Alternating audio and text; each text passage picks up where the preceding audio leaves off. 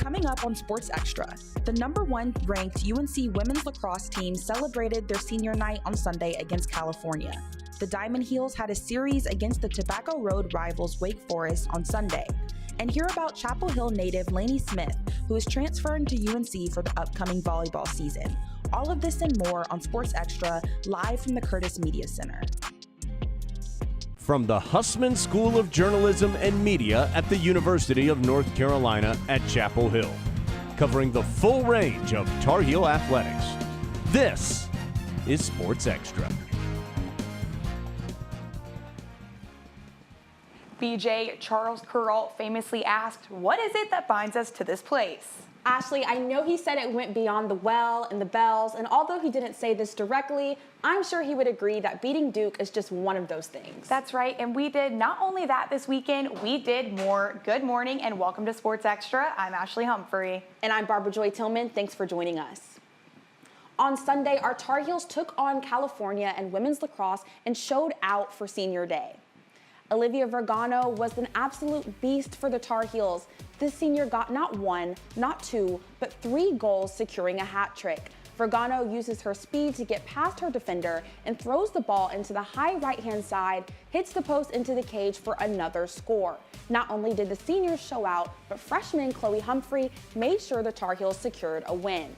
After a battle for the ball outside of Cal's third, Marissa White passes to Humphrey, and she's just not someone Cal wants to leave the ball with. She throws an absolute rocket to the back of the cage and finishes the game with 4 goals. Marissa White was also one to watch. She outbodies her defender, leaving Cal on the ground, and she shoots, getting the Tar Heels yet another goal.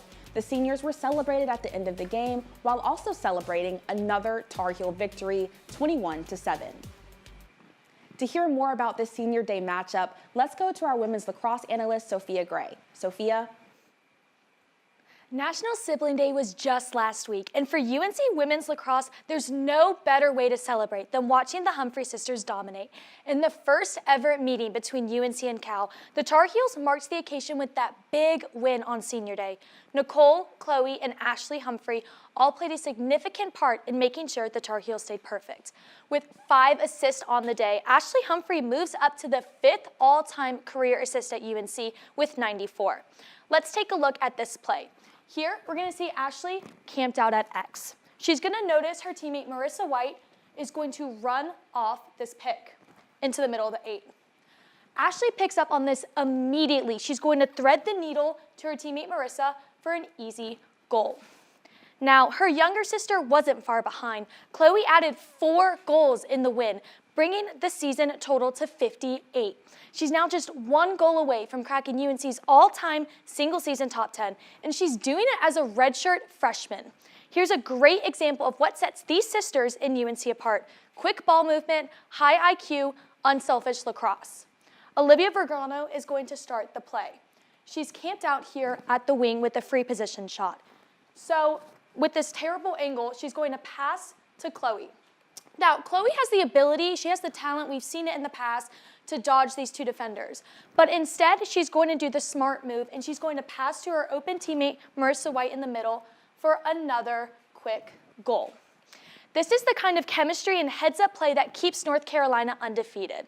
And let's not forget about the oldest Humphrey sister, Nicole, who brings experience and leadership to the field. A national champion with UNC, she too found the back of the net yesterday, showcasing the same skill and poise that helped her achieve success in the past. With this performance, the Humphreys not only helped lead the Tar Heels to another victory, but also solidified UNC's spot as the top team in the country, keeping their perfect season intact. Sophia, this Thursday is the last game of the season. UNC faces Duke in a big rivalry matchup. Can the Tar Heels finish strong? I mean, the Blue Devils are coming into this one with a 12-3 record, including a notable win against Clemson earlier this season. And while it's a rivalry game and we've seen weirder things happen, I don't think the Tar Heels are going to have any trouble keeping their undefeated streak alive. Thanks, Sophia. Ashley, I know we're going to miss all of the seniors, but especially Sports Extra's own Adair Martin. We definitely will. And it was also UNC Senior Week last week. So did you do any of the fun events? I did. I'm actually a senior marshal, so I had the opportunity to plan the events. I did go to most of them, but I think the Bell Tower Climb was my personal favorite. Yeah, I also did the Bell Tower Climb, and seeing Kenan Stadium from up high was super cool. And while we're on our way out, there is plenty of athletic talent coming in.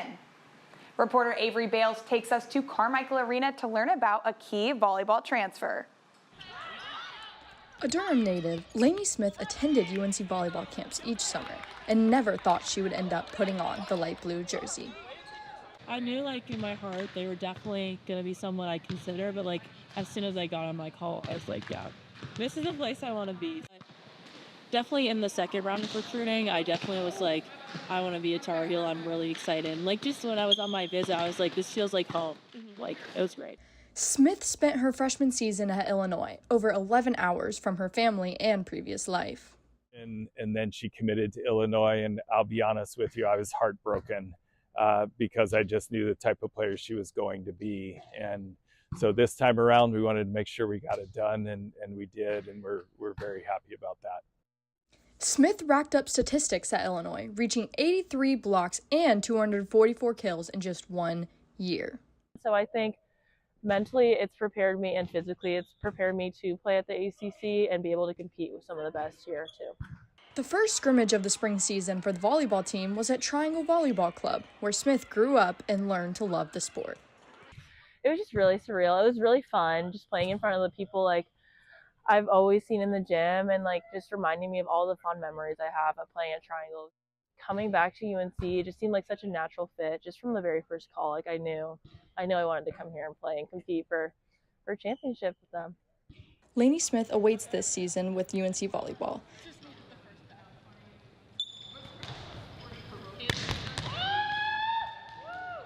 I'm Avery Bales reporting. In addition to Smith, let's talk about a few more players headed to Chapel Hill. For UNC basketball, I'm super excited about them securing Kyan Evans from Colorado State. He started all 36 games last season, and he averaged about 10.5 points. I am too. Ashley, where do you think he'll fit in on the Heel's new roster? Well, hopefully he'll be able to do what Cade Tyson couldn't do and be that clutch three-point shooter. He was shooting about 45% from behind the arc. And just last night, we found out that Alabama transfer Jaron Stevenson announced his commitment to UNC. Stevenson spent 2 seasons with the Crimson Tide, averaging 5.3 points and 3 rebounds per game. And then in football, 4-star running back Jalen McGill out of South Carolina is the latest commit. He was heavily recruited by Mack Brown, but just recently made his decision this weekend, saying he's most looking forward to playing in a more pro-style offense under Coach Belichick. Well, speaking of football commits, UNC lacrosse 5-star commit Gary Merrill has announced he's also going to play football under Bill Belichick. He was the Gatorade New York Football Player of the Year, so hopefully he can be another backup quarterback for us. Let's hope so. Speaking of men's lacrosse, it was a Tobacco Boat Road showdown in Durham on Saturday as number 7 Carolina took on number 12 Duke in a top 15 ACC battle. Sophomore Owen Duffy got UNC on the board early, curling around the cage and slipping one low for the game's opening goal. Dominic Petramala notched 2 scores, extending his point streak to 25 straight games, while Mason Shefchik added a pair, including a man-up rip early in the 4th. Brady Wambach helped the Heels gain momentum, winning the 10 of 19 draws, and Michael John Fricaro came up huge with 12 saves, 7 in the second half, as Carolina locked down Duke in the final 11 minutes. The 8-7 win marks UNC's first victory in Durham since 2016. Carolina softball faced Georgia Tech in a high-stakes series at home with 22 wins already under their belt. Georgia Tech got a hot start, bringing in 4 runs on 4 hits. Reese Hunter spiked the ball to right field, getting a double RBI, and Eliana Gottlieb followed suit by rocketing a homer and bringing Tech up by 6. The Tar Heels tried to respond with Lexi Roberts scoring, and Rodriguez then hit a home run in the bottom of the 6th, but Georgia Tech ultimately secured the victory 8-2. In Game 2, Carolina came out swinging, but Georgia Tech responded quickly by blasting a home run over center field. The Heels also struggled defensively in the 4th, making errors that helped Tech bring in 5 runs. An incredible hit by Rodriguez shortly after gave the Tar Heels life by bringing 3 runners home and narrowing the gap to 7-6. With that hit, Rodriguez set a UNC record with 69 RBIs and leads the nation in that category. She continued to display her brilliance in the sixth, knocking a 2-run homer that helped Carolina secure the win against Tech 8-7. Looking to clinch the series on Sunday in Game 3, the Heels offense was unstoppable in the fourth inning. Alex Coleman had 2 singles that drove in 2 runs. Kat Rodriguez knocked one to right field, sending Lexi Roberts and Grace Jackson home. To conclude the inning, Carly Myrtle doubled, allowing Rodriguez and Coleman to head home. UNC won 8-3 and will head to Wilmington to face the Seahawks on Tuesday. Following a series win against Duke, the number 16 Diamond Heels hope to keep firing on all cylinders, kicking off their series against Wake Forest on Sunday. After loading the bases in the second, UNC's offense erupted. Wake Forest looked flat, struggling to wake up while the Tar Heels turned up the heat. Gavin Gallagher and Kane Kepley crushed home runs, and by the end of the fourth, Carolina had built a commanding 9-0 lead. The Deacons finally broke through in the sixth, but the damage was done. Behind dominant pitching and relentless hitting, UNC sealed the deal in an 11-1 Mercy Rule victory to take Game 1. And for Game 2, Coach Forbes changed his go-to rotation, and senior Aiden Houck started and took the team 6 innings. Carolina started off inning 1 with a home run shot by none other than Captain Jackson Vandenbrake. The bats never stopped after that, and as the team put up RBI after RBI. The team showed off their dynamics by moving players around on the sac bunt by Carter French and strong hits like this rocket to the outfield. UNC racked up double-digit runs again, winning 17-1 in just 7 innings, their second run rule win in a row. And in Game 3, Jackson DeCaro threw 107 pitches and gave up only 2 hits. He was supported by his defense, especially in the outfield, to keep Wake off the board until the 6th inning. The Tar Heels already had the early lead when they capitalized on this error made by Wake to score 2 runs. The Deacons tied it in the 7th, but freshman Walker McDuffie got the team out of the inning and back on offense. Then it was Lee Sowers in his first ever appearance in the starting lineup for the Heels, who takes the ball out of the infield for the game-winning RBI. Heels win 3-2 for the series sweep. I haven't played all year really, and all these guys, my teammates, have encouraged me and, told me just keep working, and same thing with the coaches, and to be able to get that shot to help our guys, it meant a lot to me. Let's head to baseball analyst Nicholas Steed for more about the Heels sweep on Sunday. Nicholas. Thanks, BJ. The Heels were absolutely electric at the plate this weekend, torching Wake Forest with a plus 27 run differential, their best margin in an ACC series showing since 2017. We start off Game 2 with Jackson Vandenbrake taking advantage of a hanging changeup for his second home run of the season. He's been on fire the past 5 games, hitting .500 with 11 hits and 8 RBIs. Something Wake Forest was struggling with throughout the series was command. Too many walks given up throughout the series. For example, this back-to-back situation, costly situation with 2 walks, to give the Heels the setup for Gallagher, who hits the outfield. Gallagher, who hits the left field.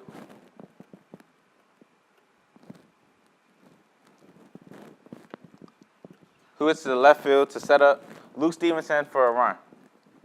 In the following inning, bottom of the 4th, Carter French hits a base hit to right field to set up Hunter Stokely for a run. Bottom of the 6th, Gallagher comes strikes again, this time with a clutch line drive to set up 2 more runs for the Tar Heels to extend the lead 16-1. If UNC's batch catch fire, watch out. This team has the potential to take the ACC by storm and make serious noise down the stretch. Emma Kane joins us live at the box to break down what else the Heels did well to complement the phenomenal offensive performance. Emma?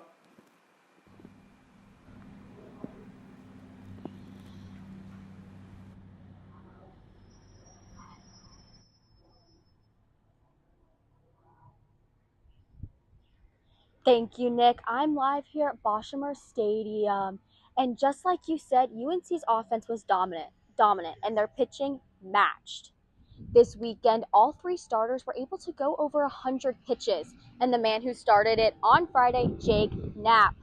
I sat down and talked with him about how he's been able to be so dominant this season after being injured all last year. On February 14th, Jake Knapp walked out to the mound for the first time in a year. When I ran out of the bullpen, I just kind of blacked out. Like, I really don't remember warming up. The grad pitcher and captain was out his senior year due to a torn ligament in his throwing arm. Every possible emotion you could feel, I think I felt. There were nerves, there was excitement, there was definitely pep talk. Knapp wasted no time dominating on the mound. I think my injury last year helped me kind of just realize how lucky I am to be out there each and every time. Just knowing when I go out there this week, it could be the last time I pitch again. So it kind of makes you want it a little more, and you don't take anything for granted. So that kind of mindset has helped me out a lot this year. This mindset has helped Knapp get to a 7-0 record. He has dominated against teams like Duke, Wake Forest, and Stanford. I wouldn't say there's any pressure with it, especially with the mindset that I've been playing with this year. It's my last year of playing baseball, so just have fun, enjoy the moments with my teammates, and that kind of alleviates any of the pressure that might be there. It might be Knapp's last year, but he's helping to shape the legacy of Carolina baseball. Teaching these younger kids what Coach Forbes preaches, what Coach Gaines and Coach Howell preach on the pitching staff. Just making sure that that standard is upheld beyond the time that I'm here. But of course, the 16th ranked Carolina team wants something more than just upholding a standard. A national championship would be the ultimate goal, but with Knapp's pitching prowess, the team might have a chance to achieve that this year. I'm Emma Kane, reporting. Carolina has gotten back to the pitching culture that they are known for this year, which will be crucial to help them have another deep run in Omaha. Back to you at the desk. Jake Knapp and the Diamond Heels will be at the Bosch on Tuesday taking on the Charlotte 49ers. It's time for this week's Tar Heel Trivia. Today's question is, when was the last time Kenan Stadium had a grass field? Was it in 2016, 2017, 2018, or 2019? Stay tuned to hear the answer right after the break. Up next on Sports Extra, Katie Dixon reflects on life after graduation and reuniting with her old teammates. Then we hit the fencing strip and the tennis courts for a weekend full of fierce competition. Don't go anywhere, we'll be right back.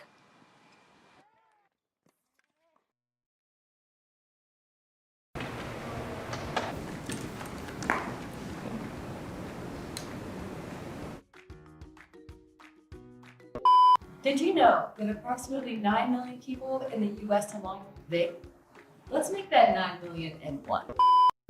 We're Super Nick Ultimate Long Spaceship Limited XD Pro Deluxe Max 2000 2.4, and we have what you didn't know you needed. Our vapes are made with 100% natural ingredients, including fruit extracts, metal, lead, car exhaust. Cut. What did we say about the natural ingredients line?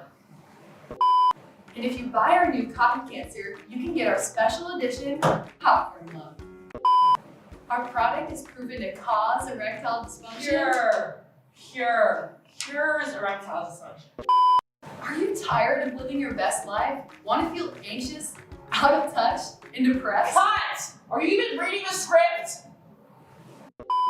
Why lose just one lung when you could lose 2?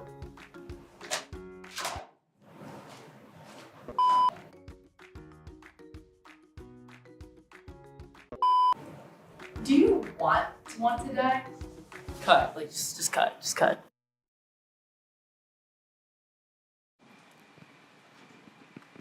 Welcome back to Sports Extra. Let's talk about the most decorated NCAA field hockey team.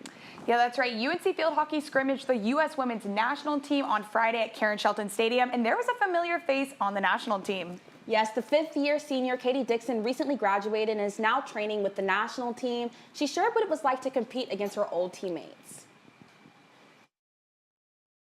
Yeah, playing against them, first of all, is so fun. Like, on the field, we got to, like, chat and stuff, but obviously keep it competitive. And also, it's kind of weird because I know all their systems, so I could kind of anticipate who they wanted to go to when. So that was kind of cool. But also playing with the national team has been just a great experience, and I love the girls on those teams. The transitioning has been super smooth, and I've really enjoyed it. It will be super exciting to see what Dixon does with the national team. And speaking of fall sports, UNC football held an open practice on Saturday night for a first look at Bill Belichick's Tar Heels.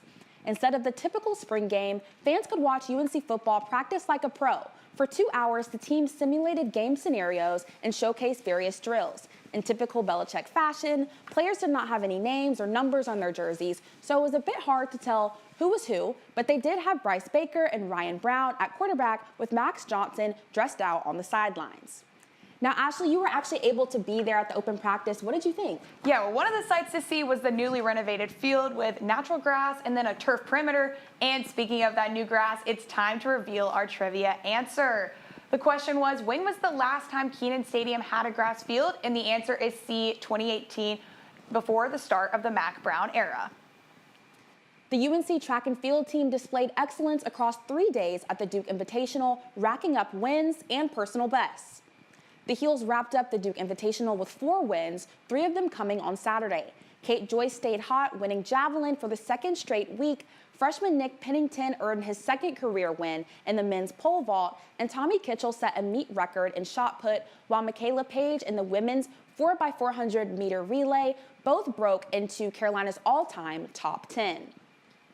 Carolina fencing made noise in LA at the April North American Cup. Sophia Kovacs went 5-1 in pool play and took down the reigning national champ and women's saber. Freshman Peter Bruck battled through a stacked junior foil bracket. Kasper Mika faced a 3-time Olympian, and Nicole Maluski upset a top 25 seed. Carolina closed out the weekend with 2 bronze medals. And on Saturday, the men's tennis team hosted rival Duke for the last home match of the season. The Devils took the lead, securing the doubles point. In singles, UNC showed promising signs early thanks to Diego Jerry's strong serve and strategic returns, slicing the ball low before shutting out his opponent with the overhead play. But UNC ran out of momentum after Duke began to dominate in the higher-ranked matchups of the evening. Duke tops UNC 4-0. The Heels will look to get back in the win column on Wednesday as they face Boston College for the first round of the ACC tournament in Cary. On the women's side, the Heels hosted 2 Florida opponents, starting with the Miami Hurricanes on Saturday.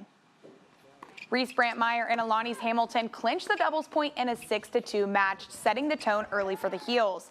Hamilton had a quick singles match, winning in 2 sets. Her swift choices forced her opponent off track, giving Hamilton a win. Carson Tangalik was next, grabbing another point for the Heels. Ultimately, Claire Hill sealed the deal for the Tar Heels in a 6-4, 6-2 match. Her ability to stay focused and grounded during long rallies pushed her to a win. The Heels blew the Hurricanes away 4-0. Coming off of one Florida win, the Heels prepared for another as they took on Florida State on Sunday. Against the Noles, the Heels took the doubles point and carried that momentum into singles. Carson Tangalik battled past Maria Romero, winning 6-4 and 6-2 on her senior day. Thea Rabman secured a point, and Tatum Evans wrapped it up with her big win. The Heels sweep the Seminoles with a 4-0 dub, making the most of the home court advantage. With the wrap-up of this weekend's matchups, it's officially tournament season for Tar Heel tennis. Our tennis analyst, Marilee Tu, is here to discuss what we can expect for the Heels in the ACC tournament this week. Marilee? Ashley, the women finished their regular season strong. We wiped the floor with UMiami and FSU, and going into the ACC tournament this week, they released the schedule this morning, and we are the 2nd seed, right behind Duke, but it's all right. With that in mind, we will play either the 7th, 10th, or 15th seed. So basically either Stanford, Virginia Tech, or UMiami. And out of these 3 matchups, I realistically Stanford taking the dub. So what can we expect against Stanford? We last faced the Cardinals about 2 weeks ago and swept them 4-0. And the biggest matchups we'll likely see again is between Thea Rabman and Valerie Glosman. Thea is ranked 20th in the nation and is a key asset to the Heels. And Valerie is Stanford's star player, ranked 8th. They had an unfinished matchup in California, 1 set all, so we can expect a tight battle once again. So let's check to see what shape Thea is in from this weekend. Off the bat, when you see her with her FSU opponent on Saturday, notice the power she drives, not only in her serves, but in her returns. That backhand she sends down to the backcourt, has a nice spin on it, and you see FSU's player is desperately running to get to the ball. And she tries to slice it back over the net, but instead hits it right back into the net. And another matchup that was unfinished last time to anticipate is between Reese Brantmeyer versus Connie Ma. Connie barely led Reese as they entered their third set. It'll be another tight matchup. So let's check to see what shape Reese is in. Like Thea, she has a powerful drive to her shots against her FSU opponent. Look right here, had a serve over, hits the ball so deep to the backcourt, looks like it's out. She drives her FSU opponent almost to the wall. That's hard to get a powerful shot or control back over. Light ball comes from FSU sides, and notice right here her positioning. One thing you can tell with a tennis player is wherever their feet are pointing is usually an indication of where the ball is going to go. So it looks like the ball is going to be sent right down here, but she adds a curve to it, and it is sent deep to the back right corner, and the FSU opponent just did not have the control to send that in. So based upon these clips, the Tar Heels' strength at this point in the season seem to be the tricky deep shots to the backcourt. Marilee, how are these players using these next couple of days to prepare for the ACC tournament? Ashley, I actually had the chance to speak with senior Carson Tangalig yesterday, who said the team is using today for rest and recovery. Coach Brian Kalbus also wants them to focus on attitude because the little things matter in big moments like this weekend. I completely agree. Thanks. After all of the senior day festivities, the team wrapped up with an encore screening of the documentary we produced about the 2023 National Championship. Marilee, too, was there, too. Sunday, Dr. T and the women's tennis team hosted a screening of the 30 for 30 style documentary on UNC women's tennis team's 2023 National Championship win to honor seniors and champs Carson Tangalig and Lindsay Zink. So everyone say, this is your year. This is the Year, produced by Dr. T and a team of students, covers the women's journey throughout the 23 season, from tribulations to triumphs. The special viewing gave team members, coaches, and families the opportunity to relive such joyous moments while inspiring a new wave of players.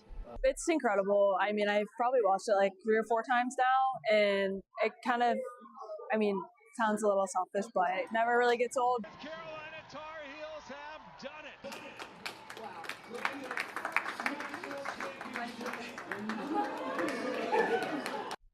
Alongside reliving history, Carson hopes this story can motivate the current team as they head into the ACC tournament this week.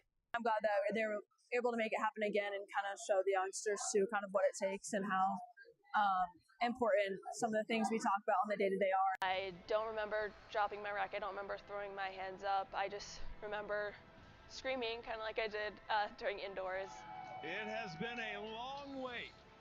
I'm Marilee 2 reporting. Should any of the spring teams bring home a natty, we're ready to work on a new documentary this summer.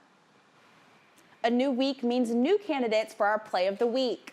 Starting off strong, we have this scoop and sidearm shot from Dominic Petramala, giving the Heels the lead against our rivals from the Tobacco Road. Next up, we have this Kat Rodriguez home run in the 6th inning against Georgia Tech, marking her 8th home run of the season. Make sure you vote on our Instagram for who you think deserves these Play of the Week honors. And with that, that does it for this edition of Sports Extra. We'll be back on Friday with a preview of another exciting weekend of Carolina athletics.